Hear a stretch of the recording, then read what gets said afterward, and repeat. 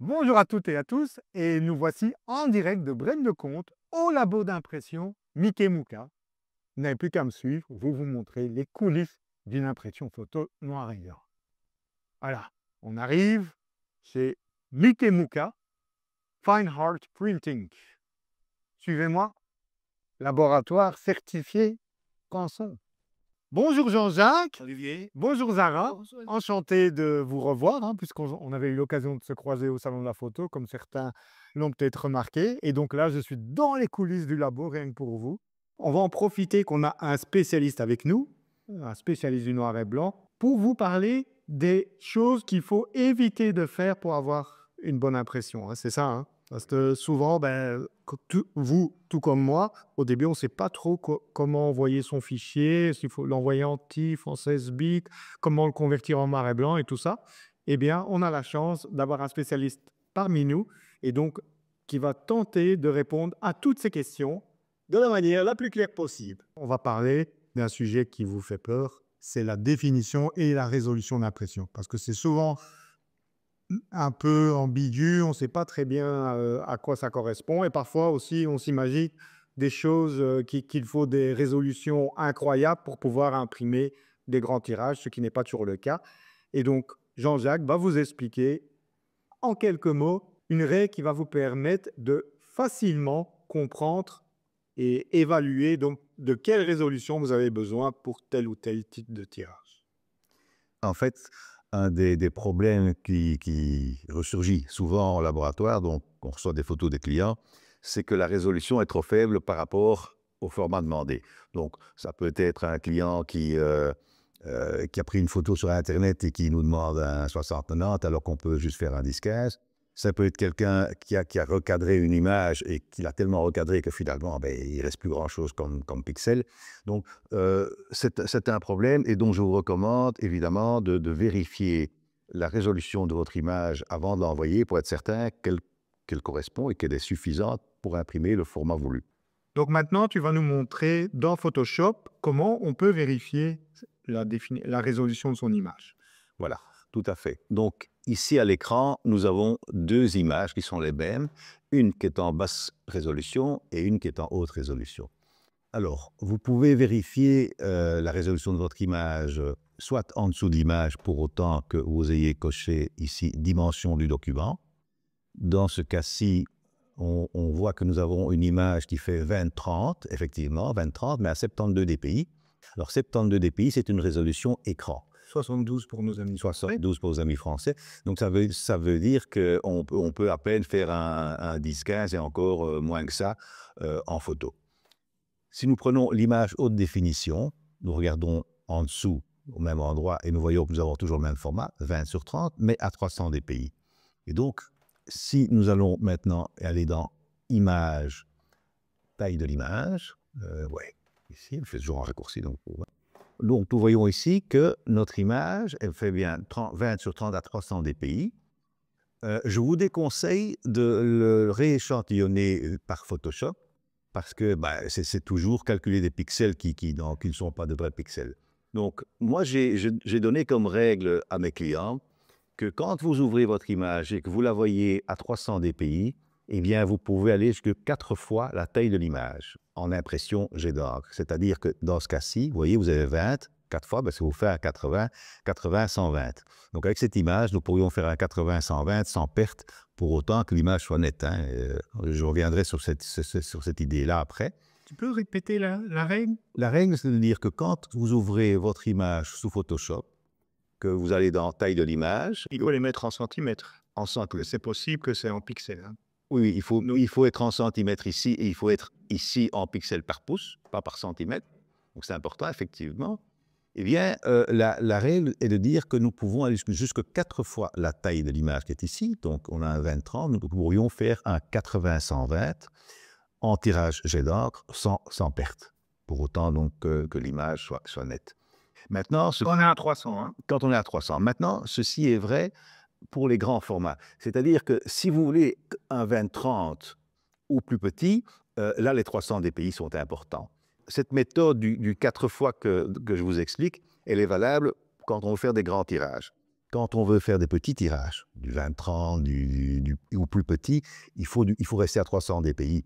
Pourquoi? Parce qu'en fait, au plus l'image demandée est grande, au moins on a besoin de dpi parce que la goutte qui imprime par centimètre a toujours la même taille. Donc, au plus vous faites un grand tirage, eh bien, au plus vous aurez de gouttes par centimètre carré.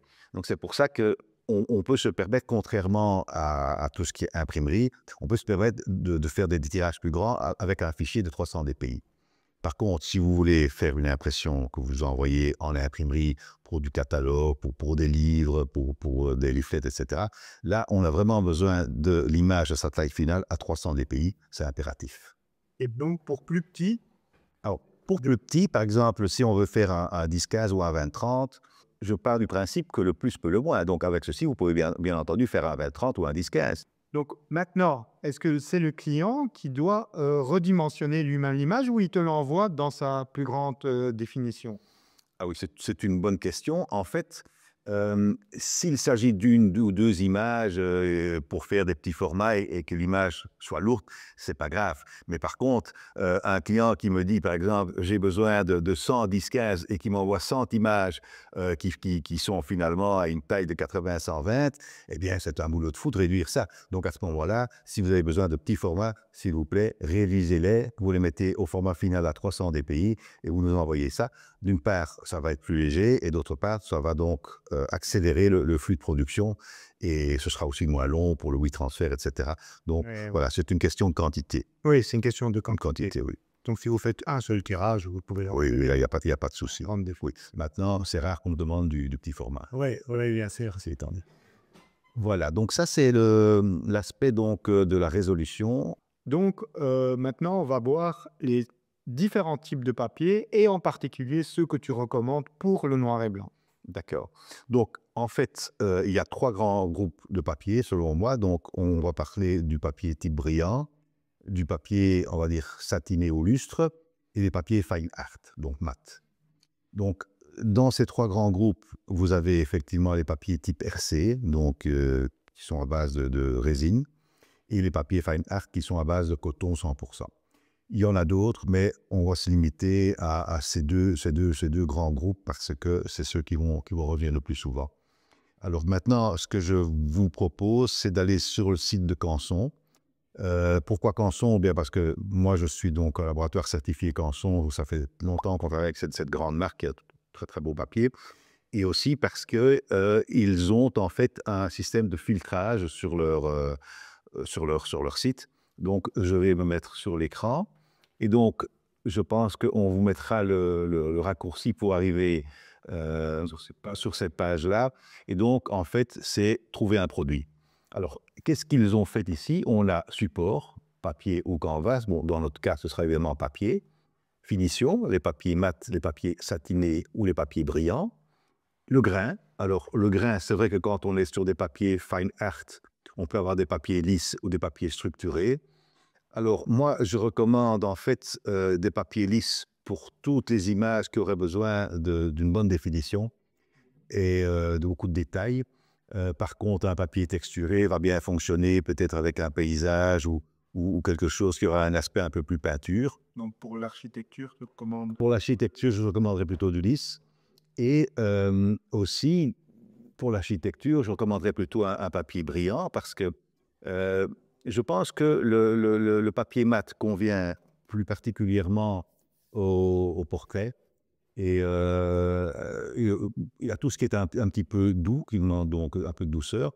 Par contre, si vous voulez des images qui soient plus fortes, donc comme des photos d'architecture, comme des photos urbex ou même des portraits, mais alors des portraits de rue où on a besoin d'un petit peu plus de puissance et de force, je recommande à ce moment-là le papier brillant, enfin type brillant, hein, peu importe que ce soit du fine art ou pas. Mais il faut savoir que ce papier est donc à ce moment-là plus contrasté et que les noirs sont aussi plus noirs. Donc le noir type photo est plus profond, plus dense en fait qu'un noir mat. Alors le grammage est important si on décide donc si on veut un papier lourd, donc un papier supérieur à 300 grammes, c'est intéressant à partir du moment où on veut exposer son image, mais sans cadre, sans montage. Ça se fait de plus en plus souvent, en fait. On prend un très beau papier, et on le met directement sur le mur avec, par exemple, des pinces d'architecte. Et à ce moment-là, c'est vrai qu'il est important d'avoir un papier qui a de la tenue, hein.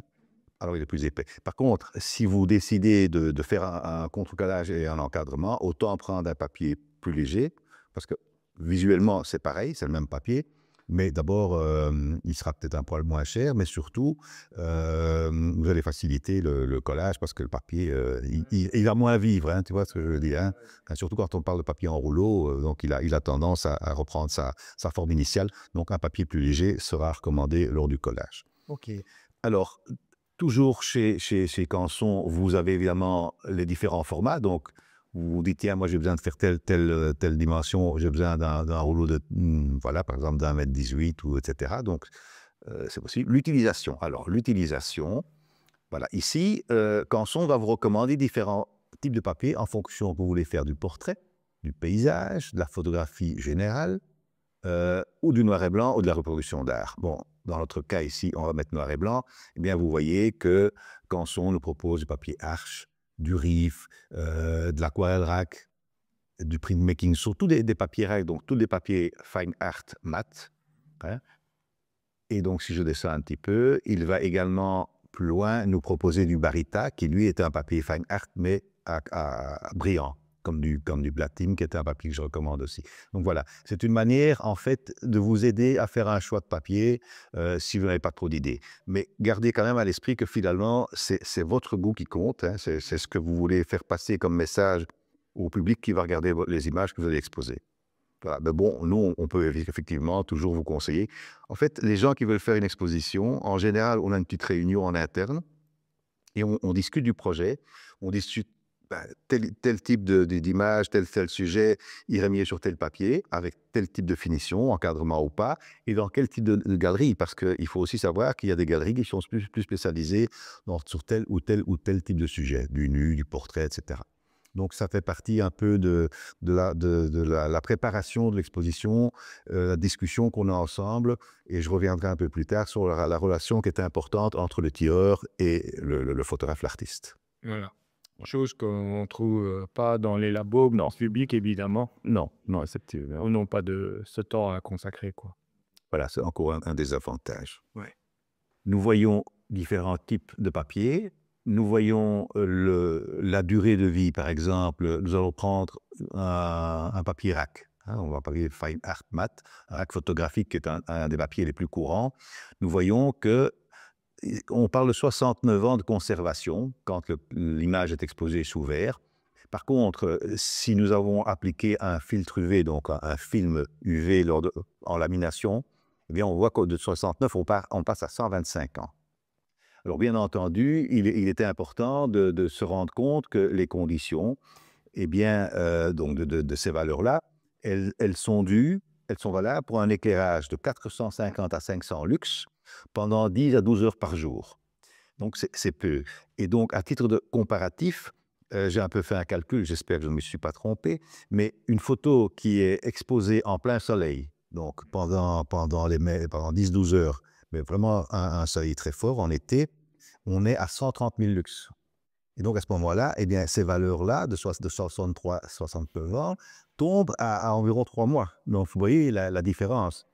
Bon, maintenant... Je le vois, j'habite dans le sud et tous les affiches publicitaires de l'Office du tourisme, elles sont toutes délavées, quoi. Oui, alors bon, évidemment, c'est important à savoir si vous avez une exposition qui se fait en plein air, hein, ça se fait quand même de plus en plus souvent. Bon, d'un autre côté, ces expositions ne sont pas là pendant des années, hein, c'est éphémère, c'est 15 jours, donc vous ne risquez rien. Enfin, il faut savoir que les valeurs qu'on vous donne, hein, parce que parfois on fait le 100, 150 ans, évidemment, on dit « oh, je suis tranquille », mais c'est sous conditions bien définies. À noter aussi peut-être que quand vous remarquez qu'une photo qui a été exposée au soleil, c'est d'abord les pigments rouges qui s'en vont parce qu'ils sont plus sensibles aux UV, alors que les tons bleus, par exemple, étant moins sensibles, eh bien, ils disparaissent moins vite. Et c'est pour ça qu'une image délavée, on va dire, est un peu bleue, hein, parce que justement, ces pigments-là ont résisté un peu plus longtemps. Voilà. Bon, ça, c'est pour la petite histoire. Et alors, je vois qu'il y a des papiers, ça peut monter jusqu'à 250 ans, c'est ça? dans des conditions. Oui, ben, attention, hein, c'est dans des conditions bien spécifiques, hein. On parle ici de... D'humidité de 50. Voilà, et oui, ici on parle en degrés Fahrenheit, évidemment. Bon. Mais alors, petite parenthèse quand même, c'est que ici on parle évidemment en général la couleur au noir et blanc, mais quand vous êtes sous encre piézographique, donc des pigments de charbon, vous pouvez doubler ces valeurs parce que les pigments de charbon sont beaucoup plus résistants aux UV que des pigments traditionnels en fait, hein. Ah oui, donc ça c'est encore. Oui, donc ça c'est je- intéressant à savoir aussi. C'est un avantage de la piézographie sur les procédés conventionnels. Donc il ne faut pas acheter du papier Carrefour. Non. Conserver ces photos. Non, il faut vraiment aller voir quelles sont les recommandations et voir un petit peu. Bon, ici, on a pris le cas de Canson, mais vous pouvez aller sur le site de Wilhelm Institute et regarder qu'est-ce qu'on fait par exemple pour du Fuji, un Emule, peu importe. Vous aurez. Bon, c'est pas toujours facile de s'y retrouver dans leur parce que c'est vraiment un énorme réservoir d'informations. Et donc, parfois, il faut vraiment mettre le bon mot-clé pour retrouver l'information voulue. Mais j'ai rencontré d'ailleurs monsieur Willem à la Photokina il y a quelques années. C'est un personnage intéressant à connaître parce qu'il a toute une histoire derrière ce vieillissement artificiel, effectivement. Ils n'ont pas attendu 150 ans pour voir un résultat. Mais voilà, je trouve que c'est en tout cas une valeur et une référence dans le domaine. La non-concordance et le format du tirage. Donc les gens doivent bien vérifier en fait que le format de leur image correspond à la taille du tirage demandé. C'est ça. Tu fais aussi du sur-mesure ou tu préfères... Non, on fait du sur-mesure. Ok. Mais le problème, je vais l'expliquer, c'est que parfois les gens nous disent « je vais t'envoyer une image pour me faire un 50-75 ». Donc, prépare la plaque, prépare le cadre. Et quand je reçois l'image retirée, elle ne fait pas 50-75, elle fait 50-70 par exemple. Et donc, ou 50-80. Et moi, je suis là avec une plaque et un cadre qui correspondent à rien. Donc, le problème, c'est que les gens n'y pensent pas. Et donc, c'est ce que je vais expliquer. Donc, soit ils ont fait un recadrage, comme je vais montrer ici. Hein, donc, ils ont recadré, voilà, l'image fait à 50-75, mais bon, ils ont coupé le personnage et ils ont envoyé l'image sans penser que, on n'a plus le 50-75. Ça, c'est une des préoccupations. L'autre préoccupation, c'est quand ils ont acheté un cadre dans le commerce. Et donc, ce cadre, en fait, tu as les cadres A4, les cadres 18-24, les 30-40, le 50-70. Mais aucune de ces mesures ne correspond aux proportions d'un 24-36, un 2 tiers. Donc, quelqu'un qui commande un tirage pour mettre dans un cadre comme ça et qui ne fait pas attention au fait que les proportions ne sont pas les mêmes, eh bien, il peut avoir de mauvaises surprises. Surtout si c'est, par exemple, une photo de groupe, hein, et tu as des gens partout, eh bien, on doit couper grand-mère et grand-père de chaque côté parce que le cadre est plus carré. Voilà. Donc ça, c'est un problème auquel il faut être attentif, en fait. Et Pour la belle-mère, c'est pas grave. Mais je ne comprends pas, d'ailleurs, comment les fabricants n'ont pas encore modifié ces formats. Ça fait des années que c'est comme ça. Oui, c'est fou. Donc, dans Photoshop... Donc, dans Photoshop, je vais vous montrer deux images pour vous montrer un cas de figure qu'on rencontre assez souvent. Donc, vous voyez que cette image ici à gauche, elle fait effectivement 50-75. Et donc, nous avons un petit personnage ici qui gêne. Qu'est-ce qui va se passer? Souvent, le client va recadrer son image et va nous l'envoyer sans penser qu'il a modifié les proportions. Donc, vous voyez ici, après recadrage, nous n'avons plus un 50-70-75, on va dire, mais on a bien un 45-75. Donc, si vous avez commandé une plaque pour contrecoller, ou si vous avez commandé un cadre 50-75, eh bien, l'image ne correspond plus, on ne sait pas la coller. Donc, quand vous faites un recadrage, pensez peut-être à mettre les proportions. Donc, ici, dans la barre d'options, donc dans le cadrage, vous avez ici donc, la possibilité de mettre la largeur, la hauteur et la résolution. Si vous ne mettez pas de résolution, bon, par défaut, elle va le calculer elle-même.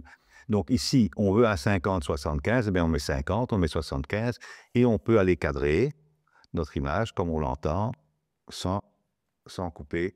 Voyez, voilà. Alors là, on conserve les proportions. Et surtout, vous avez décidé, vous, quelle partie de l'image il faut donc couper. Parce que si vous ne le faites pas et que vous dites au laboratoire, ben, fais-le comme tu l'entends, bon, ici, dans une image comme celle-ci, bien entendu, il n'y a pas 36 solutions et évidemment, ça va de fait qu'on va couper dans le ciel, mais parfois, ce n'est pas aussi évident et on ne sait pas, nous, laboratoire, quelle partie est plus intéressante qu'une autre. et on pourrait ne pas faire les choses convenablement. Donc, à partir du moment où vous avez décidé lors de votre cadrage les proportions, ben, vous garderez votre 50-75 dans ce cas-ci, et vous êtes certain de ne pas avoir de problème par la suite lors de la finition, donc du collage et de l'encadrement. Voilà, donc nous allons faire un tirage d'épreuve pour une des photos d'Olivier. Chouette, hein. Ah, et donc, nous avons choisi cette image-ci. Donc, moi, j'utilise le Print Tool, qui est en fait un module qui est dédié à la piézographie pour pouvoir gérer les 3 courbes. Donc, je vais choisir évidemment la taille. Ici, nous allons travailler sur un 20-30. Alors, je dois choisir évidemment de quel type d'encre je vais utiliser. Je vais utiliser l'encre photo, puisque nous allons travailler sur un papier Fine Art, qui est un Barita. Je vais donc aller dans les réglages de mon imprimante. Donc, Quad Tone Rip. Ici, je vais choisir de travailler en 16 bits et je dois choisir mes courbes, c'est-à-dire le papier que je vais utiliser. Donc, nous allons travailler sur un papier Canson platine. Donc, j'ai une courbe pour mon platine cool, donc les encres froides. J'ai une courbe neutre et j'ai une courbe d'encre chaude. Voilà, j'ai mes 3 courbes. Une fois que nous aurons fait cette impression, je montrerai à Olivier et il décidera si ça lui plaît ou pas et on pourra modifier éventuellement l'une de ces valeurs. OK, et je n'ai plus qu'à imprimer maintenant. Je fais Run Print et hop, nous allons voir ce qui se passe sur l'imprimante. Une chose que je n'ai pas précisée, mais qui est peut-être importante, c'est que, comme je l'ai dit tout à l'heure, il y a 10 niveaux d'encre, mais aussi un vernis. Et ce vernis s'applique lors de l'impression pour tout ce qui est papier type photo. Donc, pas sur les papiers Fine Art, Matte, etc., mais tout ce qui est papier type photo, ce vernis se met. Et donc, c'est une protection UV qui est directement intégrée à l'image.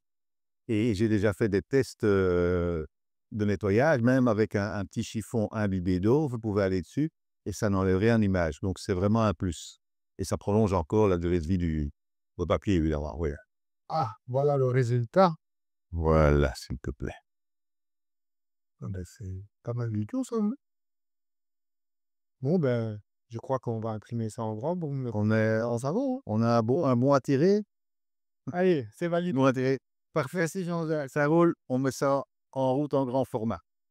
Et puis, il n'y a plus qu'à la contre-coller et la mettre dans une belle boîte américaine. C'est Zara. Ça, c'est Zara Allez, qui va s'en occuper. allez, je vous montrerai les résultats dans mon salon. Eh bien, merci Jean-Jacques de nous avoir présenté donc ton travail au sein du labo Mikemuka. Et donc, si vous voulez retrouver le travail de Jean-Jacques, on peut voir tout ça sur...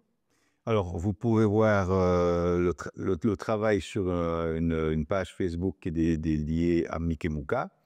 Vous pouvez aussi, bien sûr, aller sur mon site qui est www.mikemuka.be.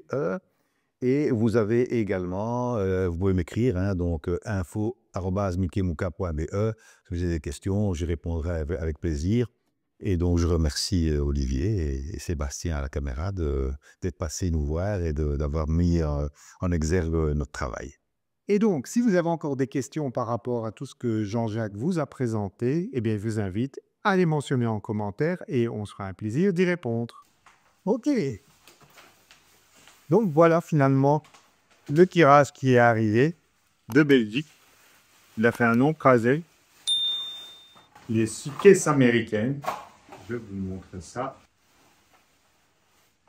Et le résultat est vraiment top top. Une impression en piézographie, ça fait vraiment des noirs très profonds. Eh bien, Jean-Jacques Micheli, tu as fait vraiment du bon boulot.